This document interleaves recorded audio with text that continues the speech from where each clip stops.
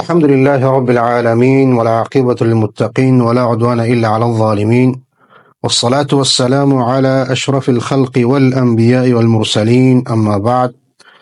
دوستان گرامی، امروز ما در موضوع فضیلت و برتریت امت رسول اکرم صلی الله علیه و سلم صحبت داریم. امت رسول اکرم صلی الله علیه و سلم بهترین امت و برگزیده ترین امت میان دیگر امت ها است. یعنی از اول آدم علیه السلام آغاز کرده تا به امت رسول اکرم صلی الله علیه و سلم 70 امت وجود دارد و از همه بهترین آن و برگزیده ترین آن امت رسول اکرم صلی الله علیه و سلم می باشد، چون که الله سبحانه و تعالی می فرماید کنتم خیر امت اخرجت للناس تأمرون بالمعروف و تنهون عن المنکر.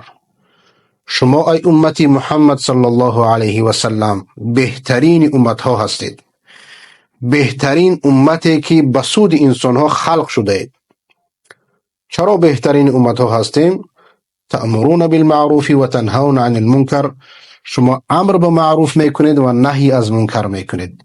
یعنی سبب برتریت این امت و فضیلت این امت همین است که ما و شما امر به معروف میکنیم و نهی از منکر میکنیم و همین برتریت این امت سبب است که روز قیامت امت رسول اکرم صلی الله علیه و سلم شاهد بر دیگر امت ها می باشد.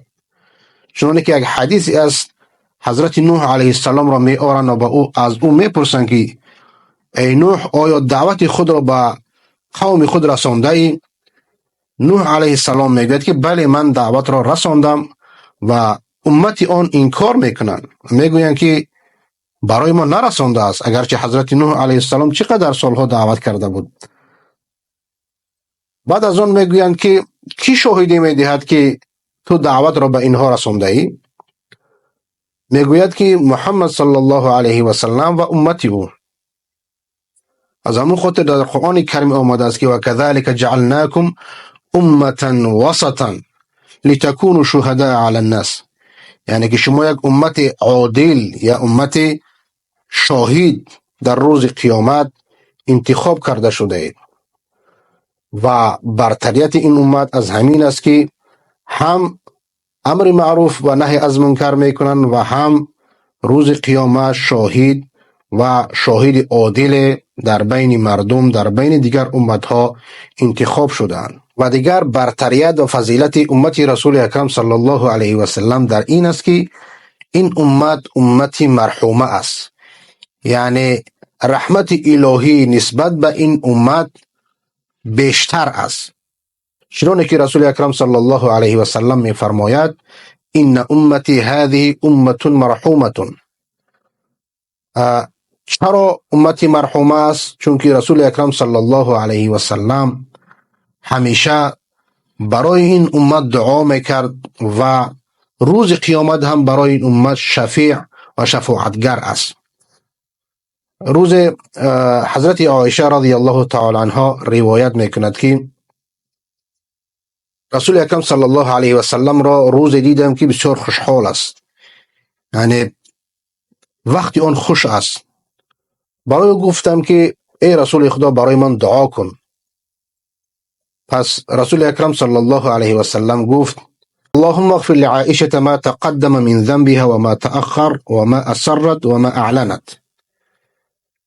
گفت که ای پروردگارا، تمام گناه های عایشه را ببخش، هر گناهی که در پنهانی باشد، چی در آشکارا باشد، چی گناه گذشته باشد، چی گناه آینده باشد.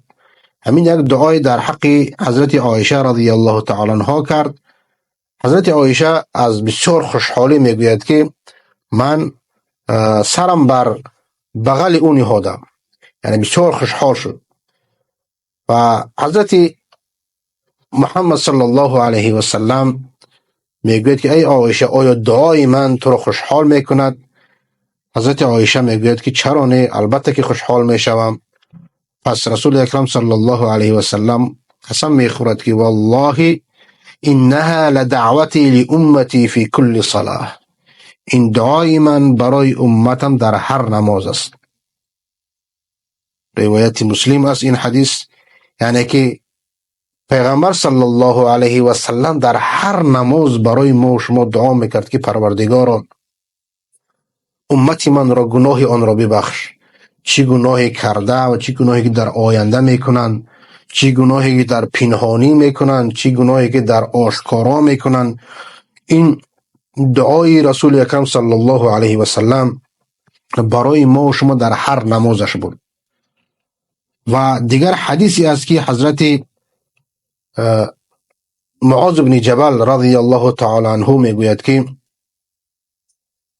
رسول اکرم صلی الله علیه و سلم میفرماید ما من احد یشهد ان لا اله الا الله وان محمد رسول الله صدقا من قلبه الا حرمه الله علی النار. هر کسی که شاهدی به این بدهد که نیست معبود بر حق مگر الله سبحانه و تعالی و محمد رسول خدا است، صدقا از قلب خود الله سبحانه و تعالی جسد او را بر آتش جهنم حرام میگرداند. بعدن حضرت معاذ بن جبل میگوید ای رسول الله، آیا من برای مردم برسانم این حدیث را، این سخن را برای مردم بگویم که با همدیگر یکدیگر را مژده بدهند؟ حضرت رسول اکرم صلی الله علیه و سلم میگوید که اگر این را با آنها بگویی آنها به همین سخن توکل میکنن، یعنی توکل میکنن. توکل به معنی اینکه دیگر عمل نمیکنن، همین که شهادتین را گفتن از صدق دل، دیگر یگان عمل صالح نمیکنن. از همین خاطر میگوید که معاذ بن جبل پیش از مرگش همین حدیث را به دوستان خود رساند تا اینکه گناهگار نشود. پس از این حدیث معلوم میگردد که این امت در حقیقت یک امت مرحومه است، یک امتی است که الله سبحانه و تعالی گناه آن را بخشیده است. لیکن به خاطر که ما از این امت رسول اکرم صلی الله علیه و سلم باشیم، باید پیرو رسول اکرم صلی الله علیه و سلم باشیم و با مانند او عملهای صالح بکنیم تا که در حقیقت امتی او بگردیم. اگر ما امتی او که گشتیم انشاءالله که از همان امتی مرحومه هستیم. دیگر فضیلت امت رسول اکرم صلی الله علیه و سلم این است که در جنت از همه بیشتر امت رسول اکرم صلی الله علیه و سلم می باشند. چون که حدیثی از رسول اکرم صلی الله علیه و سلم می فرماید اهل الجنت 20 و 100 صف، اهل جنت 120 صف می باشند، 80 منها من هذه الامه، 80 صف آن از امت رسول اکرم صلی الله علیه و سلم می باشد و دیگر صفا از دیگر امت ها است. یعنی اگر ما جنت را، اهل جنت را به 3 تقسیم بکنیم، از 3 حصه 2 حصه آن از امت رسول اکرم صلی الله علیه و سلم می باشند. چون که بیشتر انسان هایی که مؤمن هستند و مسلمان هستند و پیروی از پیغمبران کردند در این امت وجود دارد. حدیثی است که رسول اکرم صلی الله علیه و سلم می فرماید انا اکثر الانبیاء تبعا، یعنی پیروان من روز قیامت از همه بیشتر می باشند. از همین لحاظ اهل جنت هم از امت رسول اکرم صلی الله علیه و سلم بیشتر هستند. و اگرچه ما آخرین امت ها هستیم ولی اولین امتی است که داخل جنت می گردند و اولین کسی که دروازه جنت را میزند این رسول اکرم صلی الله علیه و سلم می باشد و اولین کسی که روز قیامت شفاعت می کند و برای هر یک امتی می ایستد و رسول اکرم صلی الله علیه و سلم امتی امتی می گوید روز قیامت. این شفاعت رسول اکرم صلی الله علیه و سلم در حق این امت می باشد. و دیگر حدیثی هست که 70,000 از این امت بدون حساب و کتاب داخل جنت می گردند و با هر یکی آن 70,000 دیگر می باشند. یعنی اعداد به حساب و به شماری هستند که از امت رسول اکرم صلی الله علیه و سلم بدون حساب و کتاب داخل جنت می گردند. و حدیثی هم هست که تنها از بقیع، از همین قبرستانی که در مدینه منوره وجود دارد، از همین قبرستان 70,000 انسان بدون حساب و کتاب داخل جنت میگردند. و دیگر خاصیت های این امت رسول اکرم صلی الله علیه و سلم زیاد است که برای ما و شما روز جمعه را الله سبحانه و تعالی عطا فرموده است، بهترین روز هفته، چون که یهود و نصارا شنبه و یک شنبه را روز جشن داشتند و امت رسول اکرم صلی الله علیه و سلم برای آن روز جمعه داده شده است، بهترین روزها است و پربرکت ترین روزها است. و همچنان برای ما و شما شب قدر داده شده است که لیلة القدر خیر من الف شهر، از 1000 ماه هم بهتر است. یعنی یک شب عبادت کردن بیشتر از ثواب آن بیشتر از 1000 ماه است. یعنی این یک نعمت بزرگی است که برای تنها برای امت رسول اکرم صلی الله علیه و سلم داده شده است.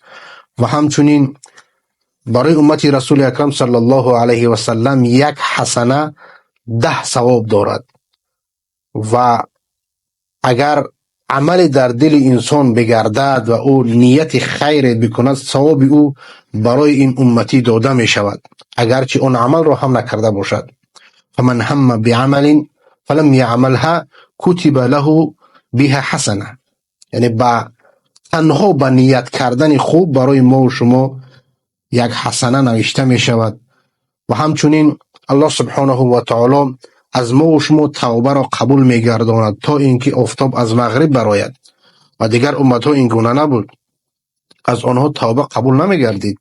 در سوره بقره ما یک آیتی هست که یهودیان وقتی که خطا می کنند، توبه آنها همین بود که یک دیگر را به قتل برسانند. و امت رسول اکرم صلی الله علیه و سلم همیشه دروازه توبه برای آن باز است. هر وقتی که بخواهد توبه کند و به سوی الله سبحانه و تعالی برگردد، الله متعال از ما و شما توبه را قبول می‌گرداند. و همچنین برای ما و شما برتری داده شده است که چنانه که ملائکه ها صف می ایستادند، یعنی همین صف ایستادن ما در نمازها این طرزی صف کشیدن ملائکه ها است. و همچنین آمین گفتن یا که السلام علیکم گفتن، همین سه چیزی هست که یهودی ها با این حسد میبرند. حدیث آمده است در این مورد که یهودی ها از این حسد میبرند، از همین سه چیز، از صفی که ما داریم، صفی که در نماز داریم، چون که این صف ملائکه ها همین گونه بود، و همچنین آمین گفتن و همچنین سلام دادن. سه چیزی هست که یهودی ها از این چیز میکنن، حسد میبرن. و همچنین رسول اکرم صلی الله علیه و سلم میگوید که ان الله تجاوز عن امتی الخطأ و النسیان. یعنی که وقتی که یک امتی رسول اکرم صلی الله علیه و سلم خطا میکند، الله سبحانه و تعالی از اون میگذرد، گذرش میکند، اون را میبخشد. و همچنین کسی که فراموش میکند، اگر انسان بر یک کار مصروف باشد، از نماز، مثلا نماز از خاطر او برآید، نماز را نخواند، فراموش کند نماز خواندن را، بعد از آن میبیند که وقتی نماز دیگر رسیده است، البته که باید این نماز را قضا بدارد، لیکن گناه بر آن نیست چون که فراموش کرده است. و مستکره علیه، هر چیزی که بالای ما و شما مجبورن آن را عملی میکنن، الله سبحانه و تعالی از ما و شما آن را میبخشد و ما را به گناه آن گرفتار نمیکند.